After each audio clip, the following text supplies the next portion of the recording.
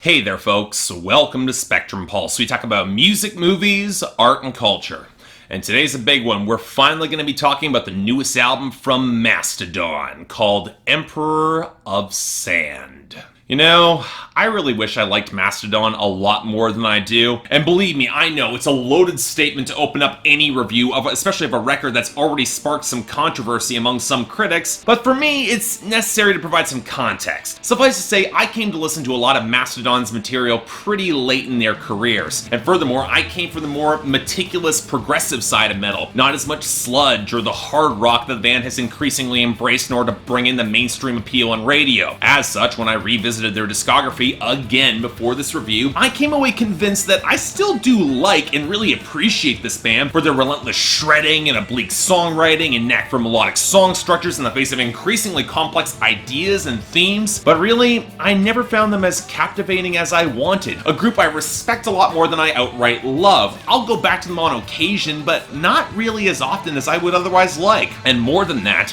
the complex, relentlessly visceral, and bestial albums I do like Leviathan, Blood Mountain, especially Crack the Sky, they seem to be in the opposite direction of Mastodon's current career progression. As such, while I was more forgiving of Once More Around the Sun than most critics for some stronger hooks and cohesive melodic experimentation, I was a little bit concerned that the group would eventually start to hit some diminishing returns in simplifying their sound and approach for a mainstream rock audience, especially if the hooks didn't come together as strongly. But hey, you know what? It's still Mastodon. I do like this band, and they've won enough goodwill with me for me to dig in deep, especially if the writing and melodies really came through with that level of complexity. So okay, did Emperor of Sand manage to pay off for me? Well, I have to be very blunt here. I found this record profoundly frustrating to listen through. Not because I think it's a bad record. I feel that's a justification I've been making a lot in these reviews lately, but because, as a whole, I'm just kind of underwhelmed by what Mastodon put together. And while I'm going to try to avoid comparisons to previous Mastodon albums, this does feel to some extent like it's going in a very different direction, and I'll recognize that, but it's also hard not to feel like this isn't the best step for the band, not aligning with their strengths and leading to a record that just doesn't have the same crunch or power as their very best. It's definitely decent, it's certainly listenable, but honestly it's not a Mastodon record I'm going to come back to even more than other albums in their discography. And we need to start off with the production, where Mastodon are again working with Brendan O'Brien, previously known to most fans as the producer behind Crack the Sky and a host of 90s grunge acts like Pearl Jam that you all know. And yet as soon as we start getting into those first few songs on this album, it's hard not to feel like Mastodon are at least trying to emulate some similar tones and choruses and textures of those 90s grunge bands, at least at faster tempos and maybe a little bit showier guitar solos. The bass guitar doesn't have the same depth or rattle when you can hear it at all. The rhythm guitar doesn't have the same meat in the low end, it's not quite as heavy, and when we do get the guitar solos, there are more than a few songs that feel almost like an afterthought, tacked on at the very end of the song because we need to hear that progressive side somewhere on this album. Now, you know, this isn't inherently a bad idea. Hell, on a song like Steambreather, I was almost reminded a bit of Alice in Chains in the main guitar tone, and that wasn't a bad thing. I like that tone. But if you're gonna tamp back on the intensity in the composition, the hooks and the melodies, they need to be there. And yet the record isn't mixed to emphasize either of these things. I'll circle back to the vocals a bit later, but the first issue is that instead of using bass guitar or heavier riffs in order to flesh out the low end in the mix, they're instead relying a lot more on Brandailer's drum fills, to the point of putting their increasingly sharp pickups in front of the vocals or the actual rhythm guitar, which doesn't help any actual melody stand out, even if the drumming really is impressive. Granted, when they do bring the vocals right to the front and show yourself for a plain mainstream appeal, it's opposite one of the most flat and generic guitar progressions that Mastodon has ever used. But unfortunately, this leads to another problem: song structure. Like it or not, Mastodon are still building their verses and hooks in a more progressive fashion, which means that the central choruses can feel, well, kind of underdeveloped, or just not paid the same consideration, or just too short on songs like Word to the Wise, which would kind of work if this album was taking chances in the production or composition to afford these shifts so you don't have to care about the hook in the same way. And yet increasingly, across this album, I just wasn't hearing that. The progressive pieces we do get, like the cleaner guitar interludes on Roots Remain, or the few bars of compression on Jaguar God that oddly reminded me a little of Baroness, or especially the bass and phaser touch interlude on Clandestiny, more often than not they feel like instrumental detours that feel increasingly out of place with the furious drum work and the riffs that increasingly start to run together without distinctive texture singer or hooks in order to tie all these songs together. And you know,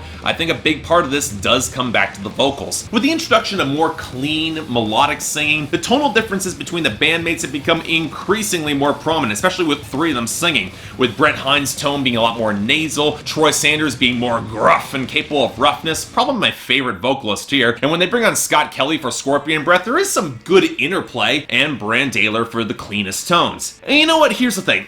I think for what they're trying to do, I don't really have that much of an issue with the clean singing. Again, it strikes me as a real blown opportunity that they don't have any significant interplay within the album's story with each person playing distinctive characters, but I'm starting to realize that that was probably never going to happen with the arc of this album. Where I do take issue is the vocal production, namely how damn inconsistent it is. Sometimes you get the impression that they're shoving the vocals right to the front regardless of deeper support for something of a hook or an interlude, accented by bells or a more defined melody, and hey, that can kind of work on occasion. Or the vocals are just drowned out in twisted, overloaded layers that can kind of work for some of their voices to ramp up the cacophony, but not for all of them. And that's before you add in the backing vocal layers that are more often than not feeling muddy and oversaturating mix that frankly has nowhere near the bite or texture to make that sort of swirling mass hit harder and have impact for me. And you know, this will all take us to the actual content and thematic arc of this album, which really serves a twofold purpose. The first being about an exiled desert wanderer somewhere in Central America slowly dying. Actually, location is kind of difficult to discern given references to a sultan on the album a couple times, a decidedly Middle Eastern concept, and you get hints of similar melodies on some of the compositions, so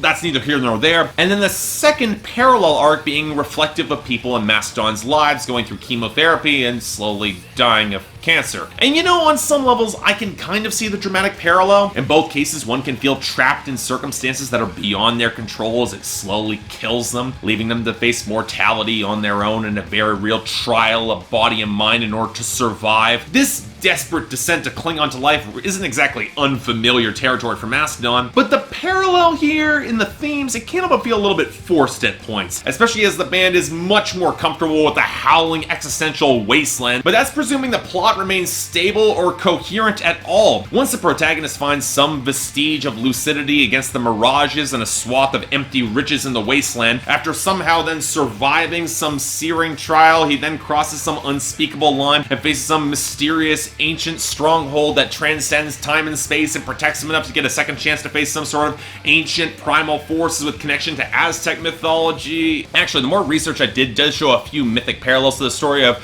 Tezcatlipoca and Chichalhuitlicu, particularly on the flood stories of Word to the Wise. But really, that's more conjecture than anything, because I had a hard time making heads or tails of this record's story, and any parallels to real-world struggles with illness feels like the subtext that's even further distorted. So okay, maybe it's even more impressionistic, like previous Mastodon albums? Well, maybe. But again, this album seems much more focused on a more accessible mainstream experience in the production, to the point where a lot of the language here on this album feels more general and less visceral and graphic and blunt, and that makes the more abstract themes and moods even harder to crystallize. They just don't have the same character. Ugh. You know what, I feel like I'm overthinking why this doesn't have the same impact for me as previous Mastodon albums do, and I think ultimately it circles back to a group that's starting to compromise and trying to water down the elements that otherwise made them interesting for me, from the production to a lot of their poetry to the delivery. The truth is that a lot of this album just really started to blur together for me. Riffs and melodic segments picking up some decent texture in moments, but rarely coalescing to a killer hook or beyond a great guitar solo. And I do want to stress there are some songs that I kind of like here. Steambreather, Ancient Kingdom felt a little bit more balanced and structured. I like the vocal interplay and thicker muscle beneath Scorpion Breath, and despite its structural issues, Word to the Wise did bring an impressive amount of shred on that solo. It's a good moment. But beyond that, I'm thinking a 6 out of 10 and really only a recommendation to hardcore Mastodon fans. And I think many of them will be the first to tell you that Mastodon has put out more stronger and more interesting albums. I don't see this being anybody's favorite. Overall, decent listen, especially if you like the style of rock and metal, but compared to Mastodon at their heights, this doesn't quite reach the top of the pyramid. At least for me. So yeah, thanks a lot for watching. I'd like to like and subscribe, I'd be more than grateful. Anything else I might be able to do to improve my presentation, I'm all ears. If you guys want to get more involved in my scheduling than my particular process there, link to my Patreon is right there, where 3 times a week you guys get to vote on which records go up my schedule, and once a week on Saturdays, the higher Patreon contributors get to add records to my schedule. Beyond that, if you guys actually still like this album and this was curious enough, the link to buy is in the description below.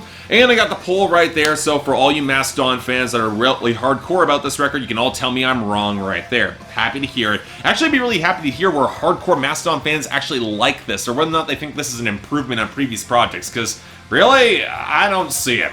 Beyond that, I'm Mark, you're watching Spectrum Pulse, and I'll see you then.